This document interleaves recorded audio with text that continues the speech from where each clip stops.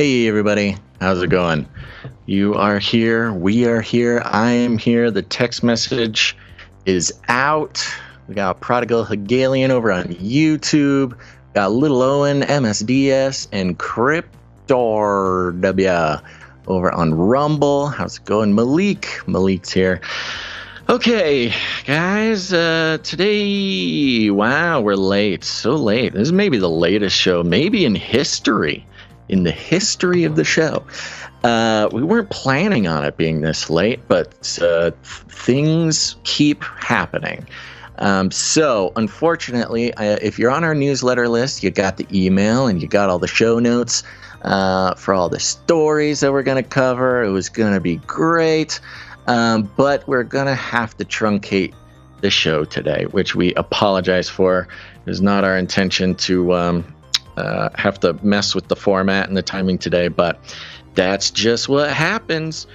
So we'll be, let's see here. We'll be hitting some cool stuff. We're pretty much doing the first half of the show if you're looking at your show notes.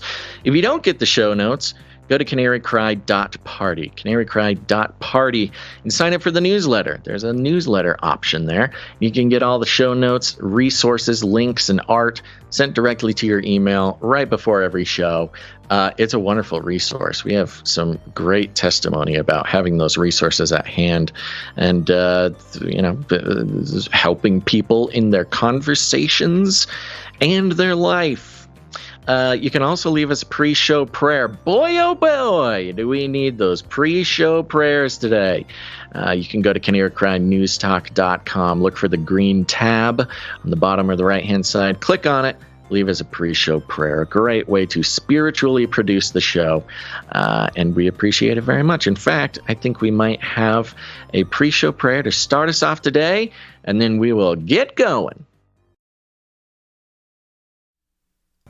Before today's prayer, I'd like to offer a quick riddle. What's maybe the one thing that perhaps multiplies when you give it away? Love. Dear Heavenly Father, this is a prayer for the youth of today, the ones even whose parents had no parents. In this increasingly chaotic world, where the wide road is getting wider, help us, empower us to brighten your narrow path so that when that darkness inevitably overwhelms, perhaps even the one in the crowd of 100 will see, but not our will, but yours be done. Amen. The world is getting crazier. People are acting more and more insane. The end of the world is tomorrow. Tomorrow. There's only one thing to do when the world is falling apart. Listen to Basil and Gonz as they discuss this week's news and events through the lens of Bible prophecy. You are listening to Canary Cry News Talk.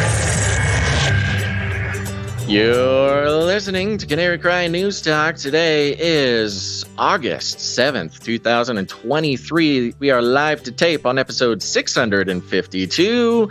And today, Joe Rogan Apocalypse. No portmanteaus today, but signing on from off the grid, Razzle Dazzle. I'm your best buddy, Basil.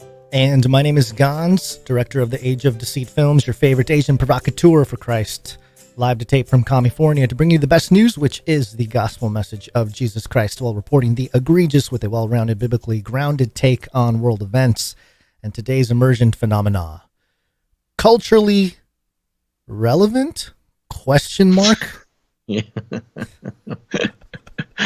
Yeah. I feel like we should put more question marks at the end of the every immersion phenomena is a question. Yeah, more so than a statement. It's intellectually honest to end them. Honestly, we should put a question mark at the end of every episode title because I think there's something there. All right, folks, how you doing? Glad you're here. We're here. If you're catching us live, you'll know that we are getting started so late, possibly the latest show in the history of Canary Cry News Talk. We don't know. We'll have to run the numbers, run it by the judges. We'll see. But it is simply incredible that we're here. We hope everybody enjoyed the Canary Cry radio episode. We thought it was particularly relevant. But today is a new day, Gons. So why don't we hit that disclaimer and give everybody a rundown. It's time for a disclaimer. Now listen up, YouTube. That's right. And just for all the content moderators and censorship managers out there, be they robots or humans, everything you hear on this show comes directly from the mainstream corporate news media. We do not claim to be experts on healthcare, geopolitics, military strategy, corporate law, or the moral and ethical implications of any of these topics, nor do we implicitly or explicitly support or subscribe to any sources or narratives containing misinformation, disinformation, or malinformation, as defined by the Department of Homeland Security. We're good boys. All right, YouTube, we're good boys. That's right. And we had a change of schedule for the show today, so let me give you a rundown. You're gonna need it. Oh, look, here's Basil. Let me bring you up to speed. Easy peasy, folks. Joe Rogan and Duncan Trussel over there on the Joe Rogan Experience had a very interesting conversation. These two fellas, interesting cultural leaders, plugged into the happenings of the day, and I think it's an interesting detail that the happenings of the day include the mark of the beast. We'll be exploring that moment on the Joe Rogan Experience, and then a little bit of an update on something everybody should be quite familiar with now, WorldCoin. And then we'll be checking in on Flippy, our favorite robotic arm, and a nice trend that is identified by the BBC as the rise of the female robots. Dun dun dun. Watch out, robo-feminism is here. And believe it or not, folks, that will be the show, but it's going to be great and you're going to love it. So, Gons, I think, unless you have anything to say, we should just jump right in. Okay, let's do it. People don't even read their Bible, for heaven's sake. Speaking of the beast system, beast system. All right, so you text me after, I believe it was either Friday's episode or last Wednesday, and you were freaking out. It was an exciting moment, not gonna lie. Mm-hmm. So of course, as part of my duty to the community, I'm keeping abreast of the zeitgeist, the conversations going on in the podcastosphere, which of course, Joe Rogan is maybe the biggest part of that. I saw Joe Rogan trending. Well, he trends every couple days for all sorts of reasons. But I was listening to this episode of Joe Rogan, who had his buddy Duncan Trussel on the podcast. And if you don't know Duncan Trussel, he's a comedian. He's a podcaster man. He's a very spiritual fellow. He's got a wide range of interests. I'd say we might have that in common. And while usually his spirituality is a little bit more on the New Age side, a little bit more on the sort of psychedelia side of things, mm-hmm. of popular spiritualism nowadays, he does often sort of go into a sort of biblical mode, and he claims to love Jesus. He will quote scripture once in a while, but sometimes to the chagrin of his guests, things like this. So it's not necessarily unusual to hear it from Duncan Trussel, but Joe Rogan, Duncan Trussel, almost an hour to the second into this podcast, they started talking about something that I thought was I don't even know if I have a word for it, Gons, especially with our, storied past of podcasting back in the days when the gatekeepers would never let personalities like ours to talk about the Bible and talk about the end of days and talk about these things on any sort of mainstream platform. And if anybody was allowed to talk about it, it had to be comedy, had to be satirical. You had to be making fun of Christians. You had to be doing this sort of thing. But this moment happened on the Joe Rogan podcast, which I don't know exactly how many listeners he gets. I heard a figure that he gets 16 million downloads a month, which sounds about right. And the thought of 16 million people, or whatever, however many millions of people listen to individual episodes, having a not horrible introduction to the mark of the beast. And more than just introduction to the concept, but to like actually read scripture on the Joe Rogan podcast. I think we're going to play the clip. Do you think that's a good way to go? Do you have anything to say about it? Okay. I am wondering, and I missed the episode, so I don't know, and I don't really listen to Joe Rogan Experience, but we'll talk about the Joe Rogan apocalypse here. Duncan Trussel and Joe Rogan in the video here are both wearing white coats as if they are scientists, and they have stethoscopes around their necks. Is that part of the gag here? Yeah. So this is a thing. Duncan Trussel's been on the show several times now. Yeah, he's like a regular Joe Rogan. He's like kind of like guy. a regular type of guy. He's been on maybe like 8 times or something. And they started, whenever he comes on the show, they started wearing costumes at the beginning of the episode, just as like a funny joke. Sometimes they'll dress up. I think they did an episode, where they were dressed in cat suits.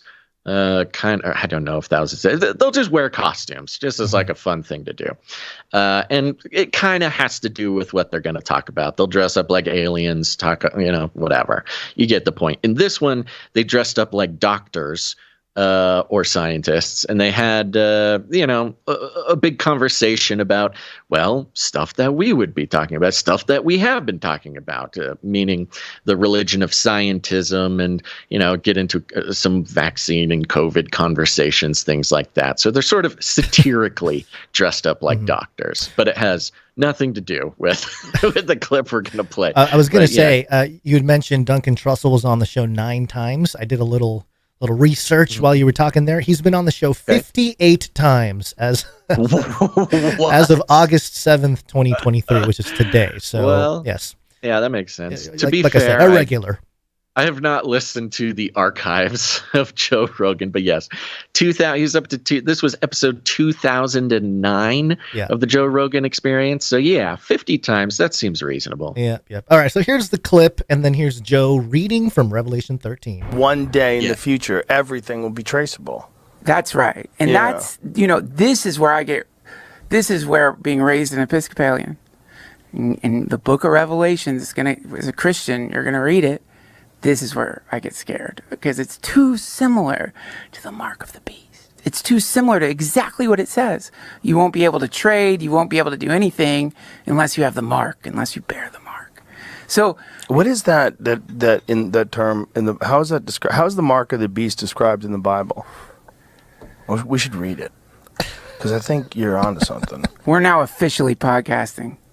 This is it. We're opening up the book of Revelations. We're in now. Can I pause it for a second? Yeah, of course. That part got me pretty. that one kind of blew my mind a little bit, because if you would have told me 10 years ago when we started talking about Mark of the Beast, started podcasting, we were just weird little fringy podcast that nobody really listened to for a long time, and nobody, certainly no most famous people in the country were talking about Mark of the Beast, reading from the book of Revelation. He did call it Revelations, yes. So twice. Got him. Come there. on, Duncan. Yeah, let's go. Yeah. But, and we'll see, they go in, they start reading scripture and stuff. But if you would have told me back when we started that the topics that we were so focused on would become so mainstream and such a I mean, honestly, on one hand, the reason it's even coming up with these guys is because it's so blatantly it's so like obvious. near. Yeah, right. It's so applicable to what is being built right in front of us. So yeah. And Duncan Trussel right there, who is not necessarily a born-again Christian, although I don't claim to know anything about his sort of spiritual state, except for what he's said on podcasts, I guess. Sure. But to recognize biblical prophecy coming true in the modern day and earnestly talk about it on the most consumed piece of media that is created in the United States. I mean, it was mind-blowing to me. And to say, oh, we're podcasting now. We're real podcasting. Well, you know, it's validation that we have been podcasting for 11 years. Validation. That's right. Not radio on internet. We have been podcasting since straight from the mouths of the most popular podcasters in the country. According to them, we have officially been real podcasting for 10 years. You know, so this is both what you will. It's both great and bad, because it's great that the conversation is there, and so it's almost mainstream, or at least culturally mainstream when it comes to that topic and looking at it. But also is like it's just another dig over the scar that is the Face Like the Sun YouTube channel for me. You know, it's like all that content ready for consumption for the Joe Rogan audience, but YouTube said no. So, you know, what are you gonna do? And on one hand, it's kind of like, hey, well, why don't people listen to us more? We've been talking about this forever. But on the other hand, I am sure, just by the laws of large numbers, there are people who have never heard of Mark of the Beast, who are just now hearing about it on the Joe Rogan Experience, and are gonna be looking for more information about it. And baby, that's why we're here. If we have any Joe Rogan listeners who came to this episode through the Mark of the Beast comment, let us know. We'll give you a shout out somewhere. Okay, now let's continue. I do want to remind everybody that, these guys are not sort of biblical literalist evangelical Christians, or really, I don't know if they would identify as Christians at all. And so you'd expect for this to become a huge comedy routine, and for it to be another opportunity to make fun of those silly Christians and their silly little book, right? I will tell you, it is not that bad. But remember, they are not sort of professing believers. They're podcasting. They're coming at this reading from scripture. An outsider's perspective. So if they say anything sort of offensive or, wrong, just keep that in mind. We are not endorsing their take on the Mark of the Beast, but it's a good jumping off point for a lot of stuff. So okay, let's continue on here. Let me back it up just a little bit. How is the Mark of the Beast described in the Bible? We should read it, because I think you're onto something. We're now officially podcasting. This is it. We're opening up the Book of Revelations. We're in now. Yeah. You know what? Mark of the Beast, real quick, can you pause it? Mm-hmm. I love how his instinct is to just go straight to Scripture. Yeah. Because he didn't need to do that. Whatever Joe Rogan's been through over the past few years with all the COVID and vaccine stuff and, the scrutiny, the public scrutiny, the blah, blah, blah, whatever it was, it's led him to, again, pass up the opportunity to simply make fun of Christians, but actually go to reading Scripture on air. You got to give him some credit for that. Yeah, well, plus, again, it's been culturally moving in that direction for a while now, so it is kind of like a watershed moment. But let's hear the clip. Let's hear the rest. You can't do anything. You can't sell. You can't, if you don't take the mark, you're fucked. I mean, that's that. Like, if you remove the ability to trade currency in a private way, you are now controlled. You are now monitored. That's Then I saw another beast rising out of the earth. It had 2 horns like a lamb, and it spoke like a dragon. It exercises all the authority of the first beast in its presence, and makes the earth and its inhabitants worship the first beast, whose mortal wound was healed. It performs great signs, even making fire come down from the heaven to earth in front of people. And by the signs that it allowed to work in the presence of the beast, it deceives those who dwell on earth, telling them to make an image for the beast that was wounded by the sword and yet lived. And it was allowed to give breath to the image of the beast, so that the image of the beast might even speak and might cause those who would not worship the image of the beast to be slain. It also causes all, both small and great, both rich and poor, both free and slave, to be marked on the right hand or the forehead, so that no one can buy or sell unless he has the mark. That is the name of the beast or the number of its name. This calls for wisdom. Let the one who has understanding calculate the number of the beast, for it is the number of a man, and his number is 666. I think Joe can make $10 billion just to give his voice reading the Bible. Yeah, I know. I had the exact same thought. And again, this is the internet. People are going to be pessimistic about this. People are going to have mean things to say. Not even just non-believers, but believers are going to be, irritated for one reason or another about this. But I mean, there is something powerful about arguably one of the most powerful voices in American media right now, just word for word reading scripture and, out loud to millions of people.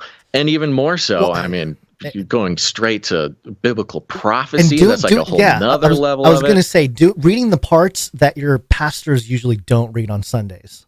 That's the other part. Exactly. So now you're going to have a bunch of non-Christians know more about the book of Revelation than your average churchgoer. I mean, I'm not saying that's going to happen, but it could be a thing where people are. Sadly.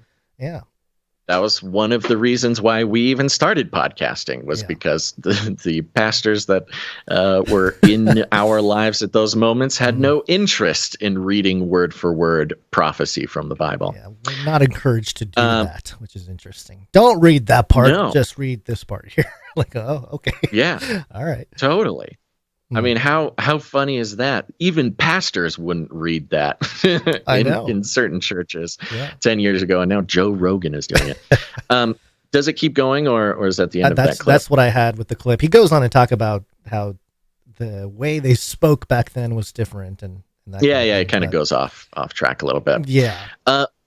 But very interesting to see these guys get very serious about the mark of the beast, start recognizing modern technological advancements, not even just technological, but spiritual and authoritarian advancements, fulfilling biblical prophecy. It blew my mind. If I was in this conversation with Duncan Trussel and Joe Rogan, I would bring up the fact, because you heard Duncan Trussel spit out ChatGPT when he read the part about the image. Yes, right. So I would bring up the fact that we covered this on the WorldCoin episode of Canary Cry Radio 161 that we just published, but Sam Altman is signed up to be one of those people that uploads or preserves his brain with some material, what is this? I forget what it was. Some fluid that basically kills you in the process, but preserves your brain so that they can upload it onto a computer.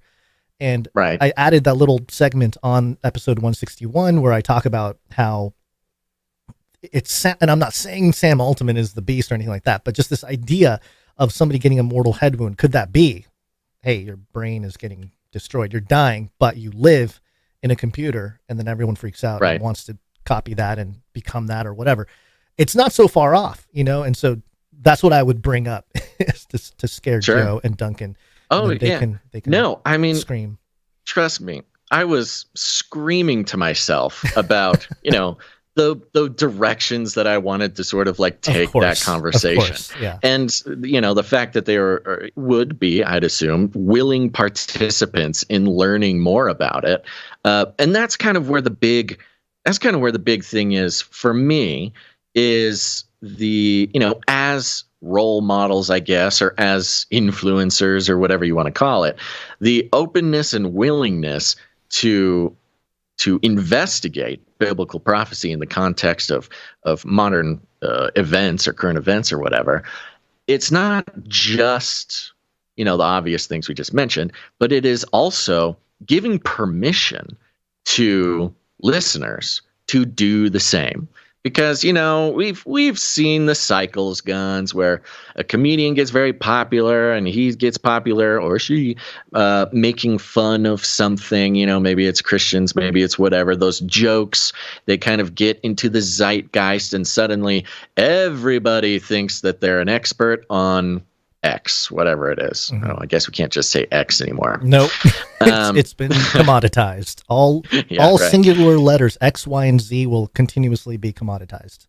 Well, I want to talk to Joe about, or present to Joe and Duncan, the connections between X, Elon Musk's X, and the Mark of the Beast. Mm-hmm. That's and the direction PayPal, they did not go. And and there's PayPal. all kinds of stuff you can do with that. Yeah. Right. Elon Musk's plan from the beginning, from PayPal, was to basically create the Mark of the Beast, or at least develop Something the Beast like system. Yeah. Right.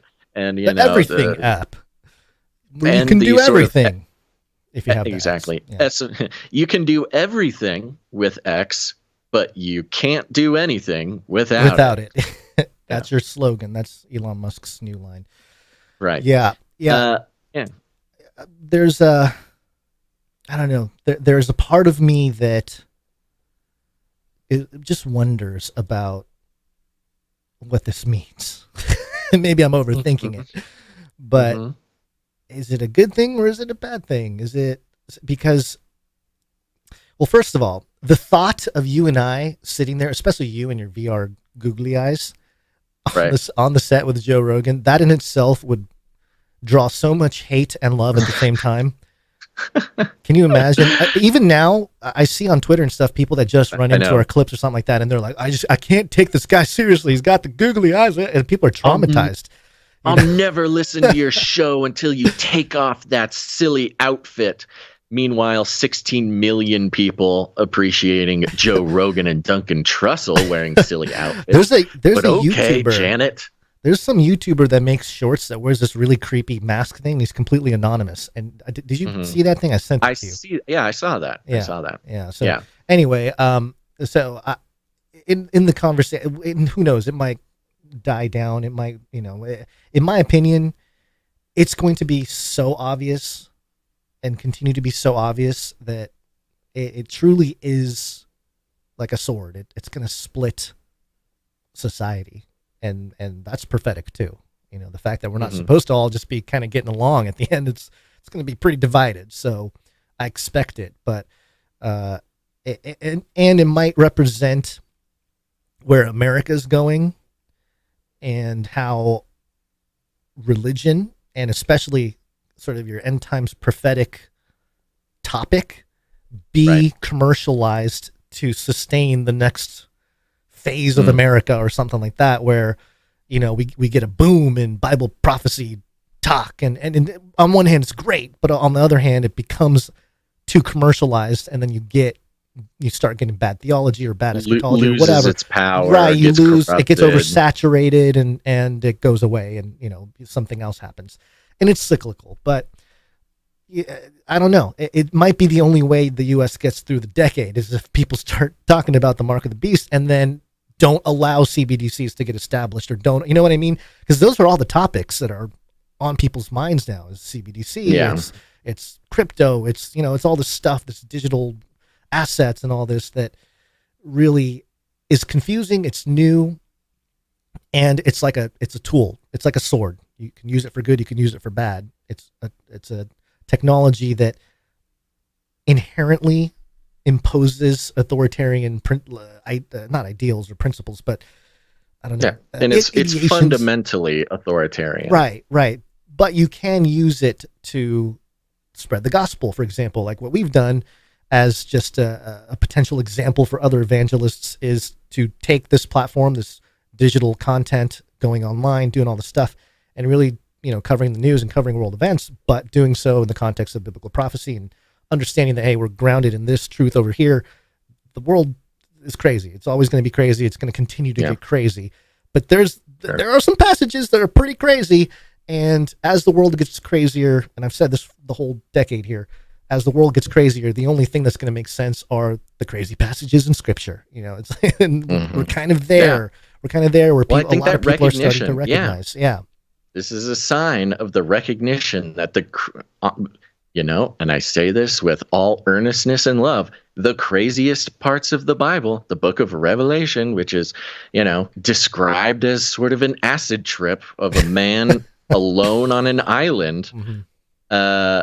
He ate that scroll. Makes the most sense. Like it just starts making total sense.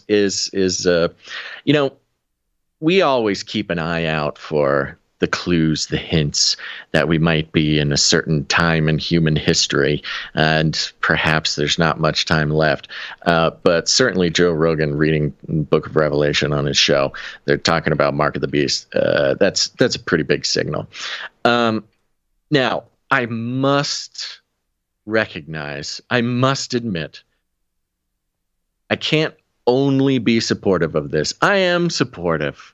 And I am appreciative, and I'm loving the opening of the conversation to 16 million people who might be interested in seeking out more stuff about this. However, it must be considered that we've got some sort of Operation Mockingbird thing going on. 100%. That's what I'm saying. That there is a suspicion of why are they bringing it up, and why are they so open to the conversation?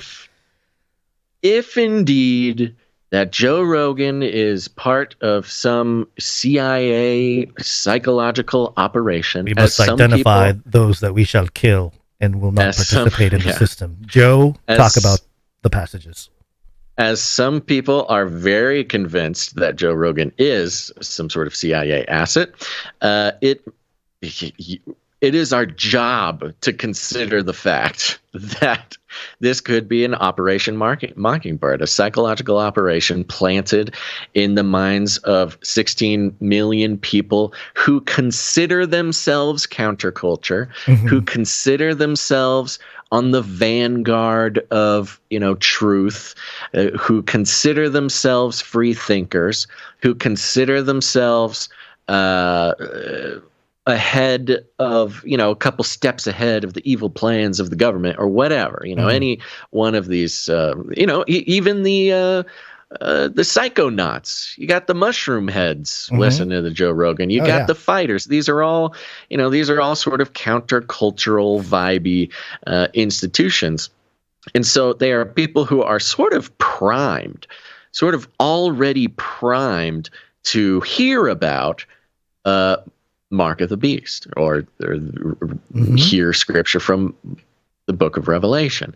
Yeah. And it would be a genius plan for a psychological operation to get ahead of the topic before something happens, some sort of big social movement, some sort of big government operation, before the CDBC. Right, because this is going to guarantee this triggered different parts of his audience, right? Oh, why would you bring up why are you talking about the Bible? Why are you reading the Bible? This is all nonsense. And then them having a serious conversation about it probably triggered some people, but then excited others. So there's your divide and conquer right there of Joe's audience with this topic. Well, and it could have a delegitimizing effect. I mean, the mainstream media and the government and everybody for a few years. I mean, Joe Rogan was public enemy number one, anti-vaxxer, horse-paced guy. He, as popular as he is, and as many people look up to him or whatever, partake in his culture. There are hordes of mainstream-minded people who, if Joe Rogan says it, then it must be nonsense. Oh, the horse-paced guy talking about Mark of the Beast? Of course. Oh, my God. You know what I mean? Mm-hmm. It kind of automatically puts the concept into the context of misinformation, of conspiracy theory, of all these things. So as much as it will trigger a few million people to perhaps look into it deeper, maybe, it's going to trigger, there's still 329 million other people in the country who just are not going to hear that podcast. Yeah. And they are the ones being told that everything Joe Rogan says is complete nonsense. So right. Yeah, well, I could totally see the mainstream news, see corporate news media talking, maybe not Fox, but CNN, MSNBC. Suddenly, if Joe Rogan says something, this was a development we saw during the lockdowns, which is if Joe Rogan says something, it is news. Right. And it would not entirely surprise me to see on a mainstream corporate news outlet, Joe Rogan, horse-paced man, talks about biblical apocalypse. Blah, blah, and they'll sort of, use it as an opportunity to give some forward momentum to heading off any sort of biblical references from making it into a lot of people's atmosphere, simply by virtue of Joe Rogan even mentioning it. If the sort of right-wing conservative Christian movement, or whatever you want to call it, some call it Christian nationalism, there's different kind of labels for it, but just in general, your swing to conservatism, if it was like a stock or a crypto or something, it'd be smart to sell right now, So Mark of the Beast talk could mark some kind of top in terms of the cultural swing in that direction, and then it's all downhill from here because what I see happening, especially in that context of profiling the opponents, you have mainstream media that are pro World Economic Forum, United Nations, which means pro smart cities and all that kind of stuff, but also pro transhumanism, pro technocracy, pro cybernetic age. All those things are very much in play for that group of people, so they're going to continue moving in that direction, and as they do, the greatest opposing argument is as time goes on, is this ancient book and this ancient prophecy that seems to be describing your every move. What's up with that? And it's going to at least make a lot of people question that movement, and so it would make sense to make it pretty much alt mainstream now, as it will maybe become public enemy number one. And what's ironic about all of that, the trajectory of all of that, is that if you actually read Revelation 13 in its entirety, it talks about the saints being conquered. That the church, the saints get conquered. The Antichrist conquers them. That's part of it. And then you go backwards to Revelation 6, and you see all the seals being opened, which I don't think is the wrath of God. I think that's sort of the wrath of Satan. That's sort of the pre-wrath view. But you see souls that are under the throne of God saying, "Hey, God, when are you going to bring your wrath? When are you going to start your judgment?" And so it's not going to be pretty for Christians, and maybe that's part of it too, that they know that people's convictions will be strong enough to be eliminated in this context, as long as the technocratic elite get to survive and they get to take the seed of man to Mars or whatever they got going on in their agenda. The people getting in the way are the Christians here, and so hey, give them what they want, so we can bundle them up and eliminate them, which ironically fulfills the very prophecies they're using to try to profile the people. So interesting. It's like they can't escape. They can't escape the truth. Right. I am choosing to stay optimistic about this little moment here. Oh, I can go. I can get dark. Experience. Joe Rogan. Don't I know it? Was just being controlled by CIA operatives to speak. And then when questioned, he said, we have to get it in somewhere, folks. The CIA, can't do a show. have been nomming for a long time. So and they're doing it now too. They're doing it now. Yeah. Yeah. So, anywho, another sort of interesting note is Duncan Trussel. I don't think it was this episode, but I've seen some other shows with him or listened to him, and he has like explicitly been very enthusiastic about the coming technocratic sort of utopia, talking about if they do come up with the ability to upload our brains so we never die, he is in, baby. He is in like Flynn. He is down to clown. Upload Duncan Trussel to the mainframe. Because, I don't know, maybe it was a joke. Maybe it's just kind of part of the thing. Maybe he hasn't necessarily had any influences to share with him about how that might be a bad idea. But just in case we were tempted to think that Duncan Trussel and Joe Rogan are the new sort of evangelists, for biblical prophecy. No. Yeah, but it's an interesting phenomenon, and I think it's worth responding to and talking about it on the show because it is right in our wheelhouse. I mean, we do this. We've been doing this for a long time, and it's just to be kind of flippantly talked about on Joe Rogan. It's kind of like, okay, man, there's so much more there, but hey, And Gons, you heard it out of the mouths of the most popular podcasters in the country. We are real podcasters. We have been really podcasting for many years. So been that's nice. Affirmed, vindicated. Now, we're glad to be back. We wish that we could have been back in a better way this Monday. Things went absolutely sideways today, but we're still gonna keep trucking through this show. But if when did the WorldCoin episode of Canary Cry Radio actually post? Was that Saturday? That was Saturday. It was a late night, middle of the night live stream. And some of you folks out there, I don't know if you ever sleep, but you were in the chat. You were people there were actually live. there. Oh yeah, there were people there. It's it was incredible. Great. But we aired it on Saturday night, and I think it just cracked 1,000 views on YouTube or something. So appreciate that. Okay. Share it. It's People one of those. catch up. It's one of those summary episodes of past news talk clips. Oh, I don't know if topic. I'd call it a summary episode. Well, I it's would call it sure. a powerful compilation Okay. documenting the real-time development of something that, at least needs to be investigated in regards to biblical prophecy, specifically end-time prophecy. Now, it's WorldCoin. And we talked about putting together an episode where we sit down and we try to talk through the history of WorldCoin and Sam Altman sort of again.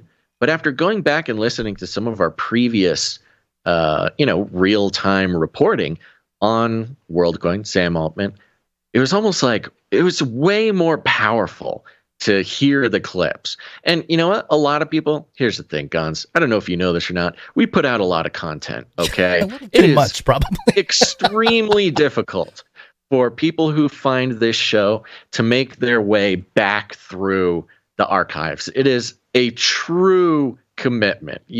I think really somebody would have to be spending years in prison to be able to have the time to make it through all of the archives if you haven't been. So, there's a very good chance that very few people would have ever gotten the full sort of breadth and depth of real-time analysis on WorldCoin and Sam Altman that we've done over the years. So I thought it was very good. I think you did a great job putting that together. And I've heard from some producers who had been listening at that time who were just like, oh, I totally forgot about this. Yeah, you guys are on top of it. People who even watched it live, there's just so much. There's so much, and you never know when a story becomes the biggest story in the world of finance or crypto or whatever it is. 2 years later. So it's always fun to kind of look at the obscure things that we find. We're like little rascals going through the trash or something. Little raccoons. Little raccoons, and we find something, and then the world finds out 2 years later, and we're standing off in the corner and digging for some more stuff that people will find and freak out about 2 years from now. But Basil and Gantz, the trash pandas of the of the conspiracy world. Trash pandas of the conspiracy world. There you go, folks. That's there you go. This is your first episode. Quote me on that one. Summarizes all of it. Okay. So WorldCoin, big deal. We hope everybody is nice and refreshed by listening to the Canary Cry radio episode 161. If you haven't, we suggest you do. We think it'll continue to become a focus of world events as we move forward, whether or not it is, explicitly the mark of the beast. I'm not going to make any claims to that, but it certainly warrants investigation and surveillance. If they want to surveil us, guns, we're going to surveil them. Sam Altman. Are you going to become an orb operator? Ooh, you can. Maybe. Yeah, you can sign up. We gotta. Nobody. I'm really curious. I want to see the orb. We gotta get. There's a place in LA. Schedule. I'm not going that way anytime soon. But if there's somebody in LA, we read the list of places around the country that have it. So yeah, I know. Somebody has to run into it. I don't know what the schedule is though. The timing. Yeah. Maybe. It is worth making a trip to one of these places if we can get the timing right, because it's just such a big deal. But anyways, we have an update, a next step, little update that just happened over the weekend in regards to WorldCoin. No debate. Must have digital ID, and you must bow down to the orb.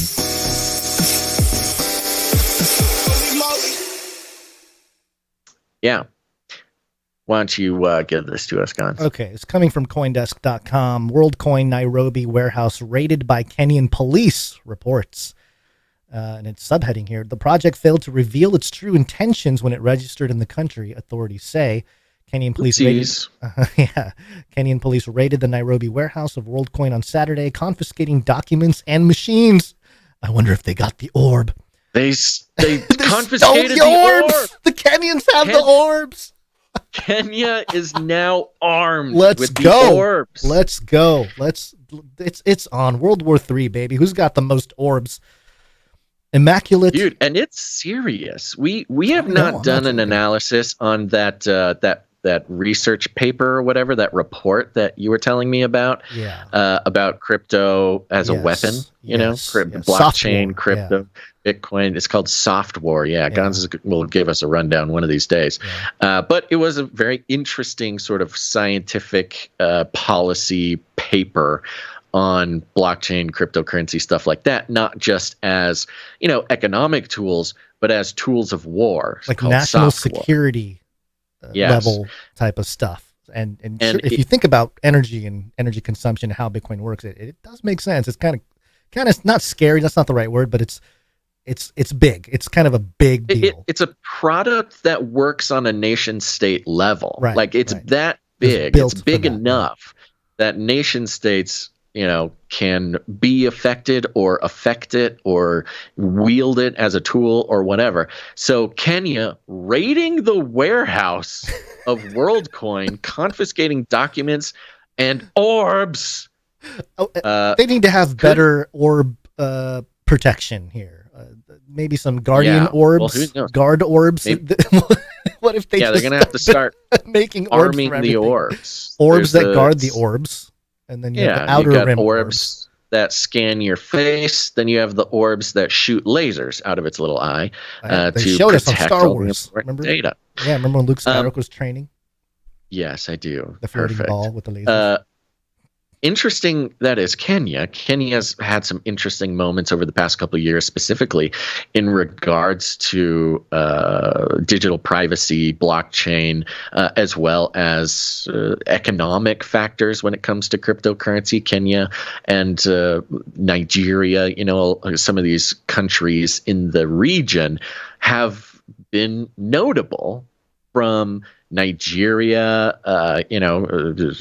doing their CBDC, moving people to a sort of digital ID system, to now Kenya confiscating the armaments of WorldCoin in a warehouse. And I think the timing is interesting, considering the shift of power that's happening in Africa right now. We've talked about it a little bit before.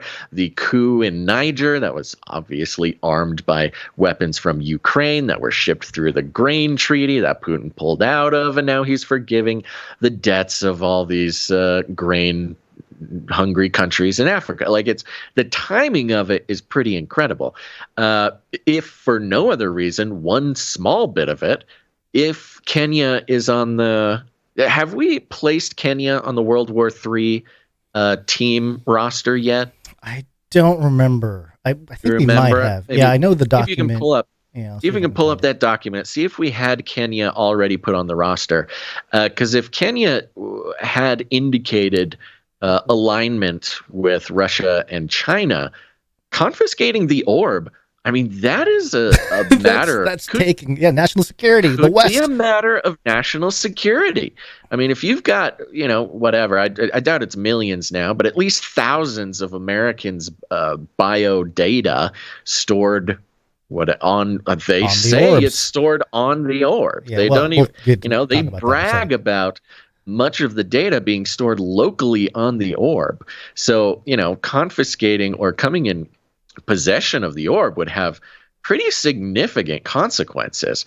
And so for the Kenyan government to just who knows? They could give it to Russia. Who knows? They could give it to China. Who knows? They could keep it for themselves as a bargaining chip. Who knows? We have Kenya down under Team East, under China and Russia. We had them there already. So yeah. Is there a link for the story why we put them there? Why? No, there's not. Okay, we got to put the links on there, but okay. Well, we called it. I'll say we called that one.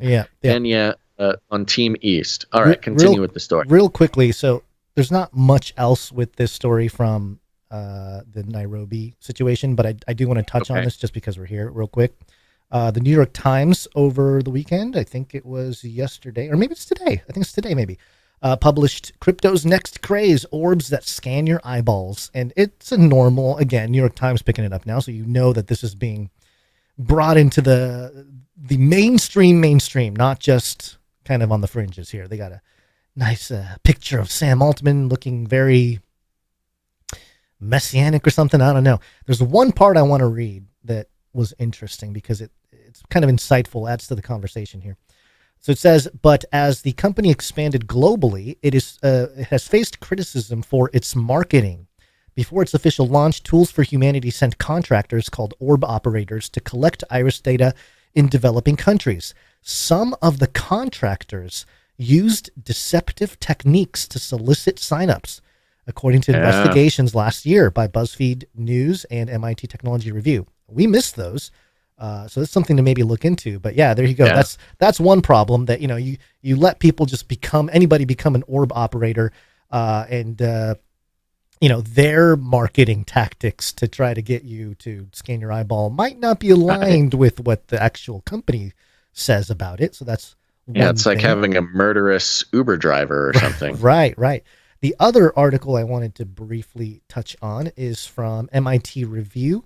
And this was published also today. So interesting. I think our WorldCoin podcast came at the right time there. MIT Technology Review, WorldCoin just officially launched. Here's why it's already being investigated. And won't read through here. There's just one part I wanted to mention, which is, I thought I had it highlighted. Maybe I don't. Oh, no. Oh, here it is. The company makes big, idealistic promises that it can deliver a form of universal basic income through technology to make the world a better and more equitable place, while offering a way to verify your humanity in a digital future filled with non-human intelligence, which it calls proof of personhood. If you're thinking this sounds like a potential privacy nightmare, you're not alone. Which is just a reminder, a problem that Sam Altman created.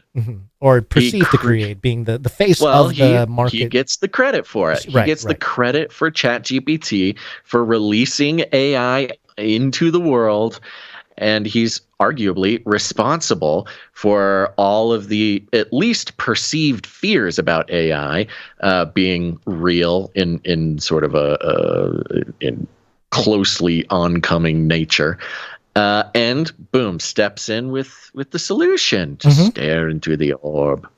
Luckily, we have someone I'd consider the WorldCoin expert on staff here at MIT Technology Review.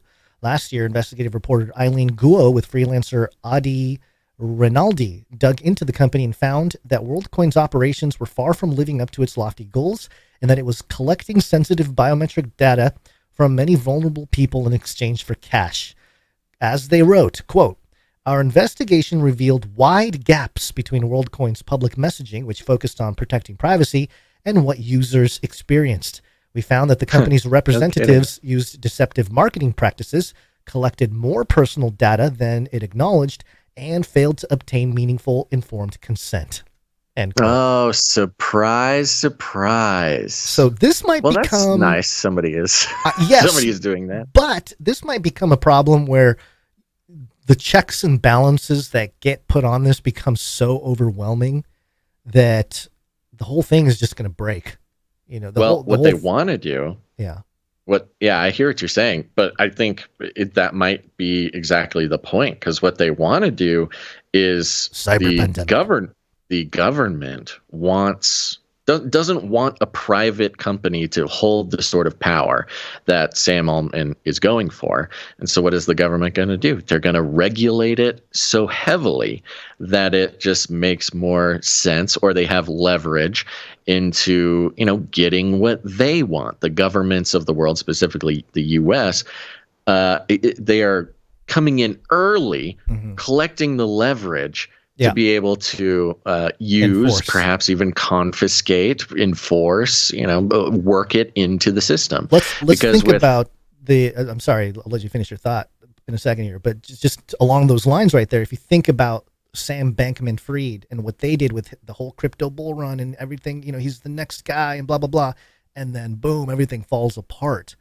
I mean, that could be a situation. And in this case, in the case with Sam Bankman-Fried, it was just crypto, it's like cryptocurrencies, whatever. And a lot of it was centralized mismanagement. This is biometric data. If there's some kind of thing that happens and all the a lot of biometric data just becomes confiscated by whoever. That's more than that, Gons.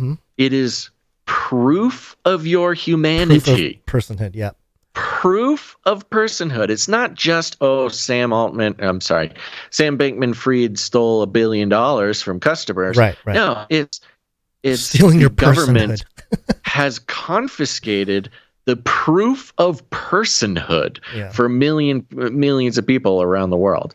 I mean, it's a perfect setup. I mean, the only thing that doesn't really line up is the fact that the government doesn't already own WorldCoin and the data they're in. Right. Well, I'm sure Clear probably has a good chunk of data. I don't know when the interoperability of data will become sort of ubiquitous and open source when WorldCoin can match the biometric data that something like Clear might have. But anyway, this is just something to track, something to keep an eye on, and obviously they're pushing it into the mainstream. So. Real quick, back to Kenya before you close out. Sure. Here's a quote. "The officers backed by multi-agency officials went to the offices along Mombasa Road armed with a search warrant." Armed with a search warrant. They're armed with robot arms. Search warrant, and broke in Saturday before leaving the machines they believe stores data gathered by the firm, media outlet Kahwatunga reported. The raid was reportedly conducted under Kusait's supervision. A representative of the Office of Data Protection Commissioner, or ODPC, told CoinDesk he was unaware of any such operation. Ooh, there's a cover-up. Last week, the Ministry of Interior, this is of Kenya, suspended the project's operations in the country, even as Kenya's Minister for Digital Economy, Eliud Owalo, said the ODPC had been in contact with WorldCoin as far back as April and had concluded that its activities comply with Kenya's data protection laws. Later in the week, however, the ODPC issued a statement saying that after a preliminary review, it found a number of legitimate regulatory concerns around the project. authorities in the UK, France, and Germany are also looking into the project. So it's getting the attention of pretty much every country, every government that it touches, which shows you, look, the government, most democratic capitalist governments don't immediately step in on a company unless there's something that they want. The company is too young right now to actually have caused any damage. Right. You know, usually governments wait until a crime has been committed, wait until there's damage to the public. Right. Then they're pressured to step in and fix the problem. Yeah. The fact that every government that WorldCoin is coming in contact with, every country that they're operating in, is immediately stepping in, shows that WorldCoin has what they want. And we've known this, of course, because we know that what countries or governments want more than anything is your proof of personhood, which includes, you know, every important detail about you. So I think it says a lot that it's only been out for whatever, a month or something, and immediately the governments see something they want and they're stepping in to take it. Well, President Joe Biden said it. Where is it? Oh, yes. No, we already did Fauci. Data. Yeah, we know about data. They all want to share their data. There it is. He was whispering it into a young lady. There we go. Yes, we all want to share our data. Okay, well, I thought that was a nice little update there. It just keeps happening, folks. I know. The updates just keep coming. So we're going to keep an eye on it again. And man, it just happened right after we put out the episode. Yeah. They're like, oh, you put out a comprehensive episode about everything anybody needs to know about WorldCoin. Well, how about this? Right. Dun, dun, dun. So there might be a WorldCoin 2.0 episode someday. All right. Well, guns, don't be mistaken. It is Friday. No, it's not. Don't be mistaken. No. It is Monday. It's Monday, and I have a note for you, Basil. You want to check that note real quick. I'll check the notes. Yeah, this is going to be it, folks. Yeah. Okay. Mm-hmm. Interesting. Mm-hmm. Yeah, we can do. I mean, so folks, if this is step behind the curtain here, let your buddy Basil tell you what's going on here. Don't let Guns know that we're talking about him, but you know that today really fell apart from start to finish. Peer pressuring here. And it looks like maybe we might need to let Gons go a little bit early today. And you know what? We'll give him this one. And he'll make up for it later. I'll make it up. So he's saying, so specifically producer segment, or do you need to end the whole show right now? We need to end the whole show. If that. End the whole show. Yeah. I know. Okay. I know. All right, folks. I'm the party pooper. I'm the grumpy Gons ending the podcast. No, that's what we get for starting so late. But here's the thing, folks. The summer, the heat of the summer, it's creeping on. The summer has been difficult for so many reasons here at Canary Cry News Talk, and we're endlessly grateful that most of you have stuck with us. The schedule has been totally off. The timing has been totally off. I disappeared for a month or more, getting my organs taken out by robots. Horrible. Yeah, the babysitter situation has been a nightmare. It's been a difficult summer. And we know that this year has been difficult for everybody. So we really do feel passionate about trying to create as much stability as possible in such a topsy-turvy world. But today is not that day. Today we gave you the update on Joe Rogan and WorldCoin. And what else do you want, folks? But thank you to the producers who make this show happen. Yes. And just to let everybody know, if they don't know, if there's new people coming over from Joe Rogan, we're on the value for value model. We don't do any advertisements for a lot of reasons. Number one, it's not really that cool that people like Gons and I are incentivized to gain as much trust and attention from you as possible, simply so we can turn around and sell your trust and attention to a corporation for our own personal gain. It's working within the system that we criticize all the time. We just aren't comfortable with the idea of, well, doing what WorldCoin is, which is gaining your trust and your information and selling it to corporations or governments, which I'm not going to tell you which ones, but a lot of podcasts do, folks, and I'm sorry to be the one to tell you this. Bummer. We're on the value for value model, which means we don't take any money from corporations. I guess we do say corporations, commies, and cartels. No money from them. I guess you could say the government is a cartel. So, we don't take any money from them either. They're all kind of one big umbrella, I would say. Yeah. We are entirely funded by producers of the show, and the producers are you. They're people who get value. So if you got any value out of what we did today, you can put value back in. And not every single person needs to put value in every single episode, but we are eternally grateful for the producers who get involved with their time, their talent, or their treasure. There's all sorts of ways to make sure that this show stays alive. And the wonderful thing, the thing that I feel good about and Gons feels good about and everybody feels good about, is that this show only exists because it is providing value to people. If it stops providing value, people will stop putting value in and it will go away, which, what a weird concept. If something isn't giving value to anybody, it should go away. Well, under the sort of corporate advertising model. Necro-capitalist advertising zombie model. Through necro-capitalism, corporations can keep dead media alive, animated, walking through the streets of the internet, seeking out brains to eat and infect. This necro-capitalism corporate ad model funding for podcasts is just getting better and better. But not here, folks. It's value for value. If you got any value out of this, you can put value back in. It could be as simple as sharing the show on your social media, tagging us in a post. You can send us articles that you want us to take a look at. You can do that by going to canarycry.report. You can create art, graphic art, music, jingles, fushigi juggling, whatever you want to do, create art, and go to canarycry.art to send it in.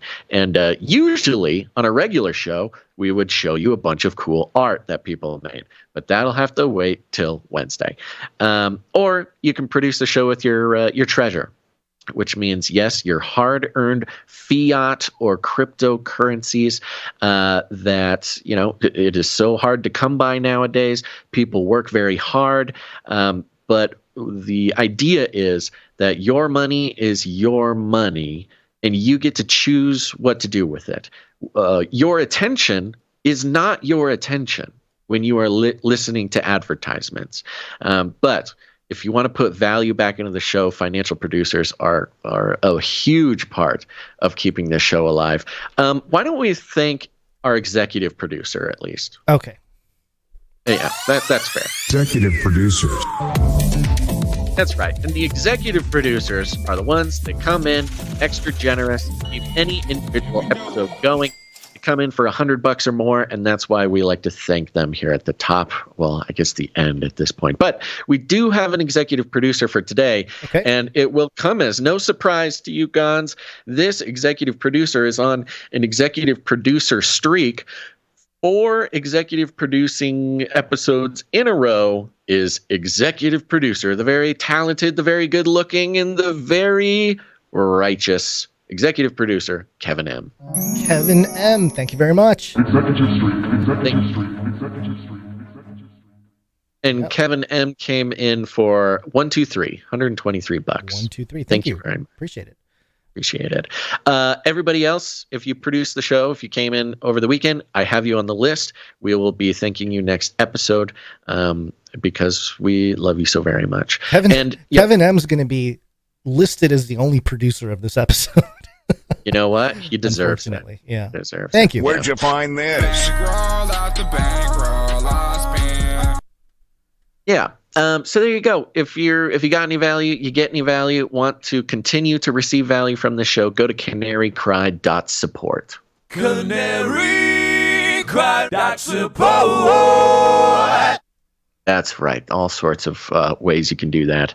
I think that's it. And yeah, thank you to all of the producers. We're out of time, so we'll be thanking you next episode. I guess we'll just end the show, right? There's nothing else to do. Thank you to thank the timestamper. Oh, okay. Thank you, timestamper. All right, we're doing okay. Yeah. Timestamp. It's hard work. Timestamp. Maybe we won't. Maybe we will. I don't know who. Is Jade Bouncerson? Well, Jade Bouncerson did last episode, so we should thank. Yeah, that's her what for I mean. that. Yeah. That's why I was thanking her. Okay. For last episode. Yeah. Jade Bouncerson did the timestamps. Thank you so much, Jade. You are such a blessing. And thank you to Clank for your assistance. Clank is some sort of like AI. Not evil genius, but some sort of mad scientist. Clank GPT.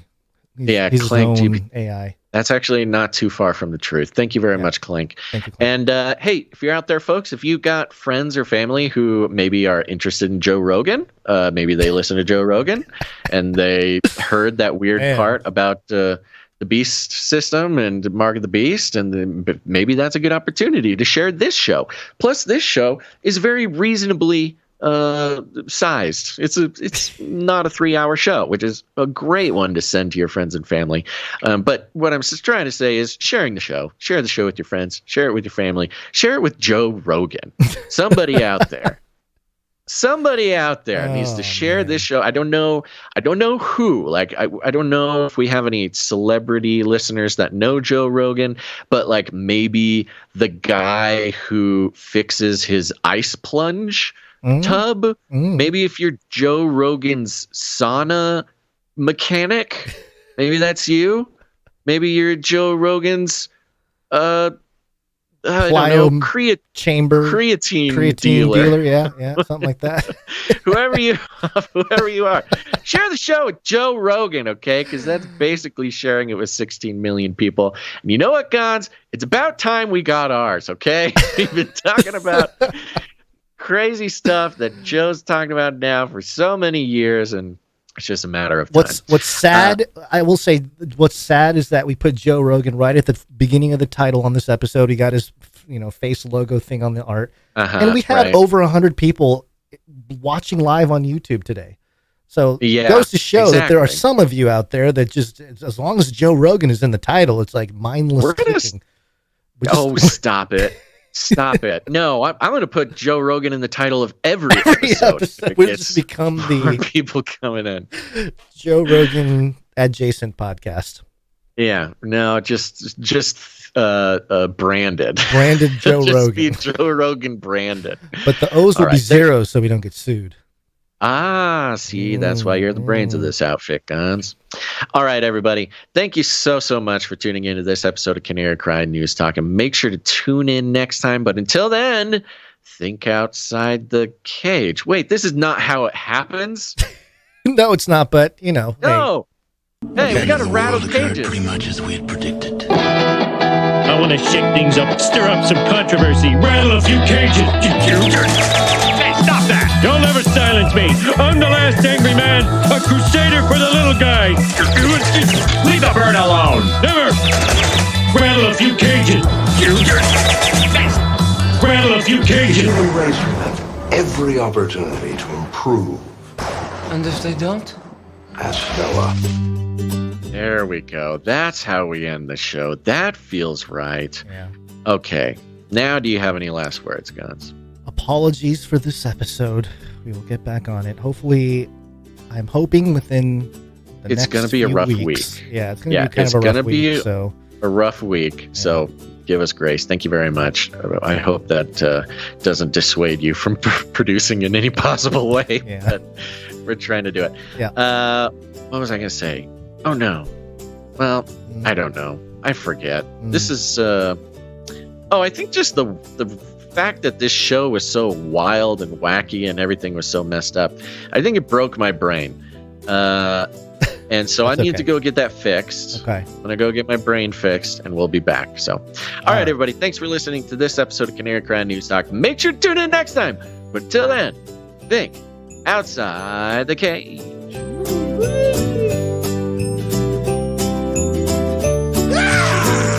not come back, you Nazi psychopaths. Give me a break. I'll keep you warm and safe, and my people too. I love the Great Reset. It will kill. We will hunt you down and make you pay. They love killing. I've ordered more pills than anyone in the world. They love killing. Remember, reality is an illusion. The universe is a hologram. Buy gold. Buy!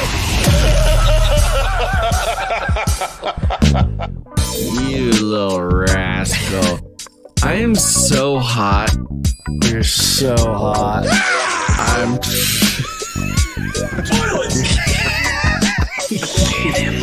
Gons. I am so hot. Bye. I'm out of here. Bye. Canary cry, that's suppose.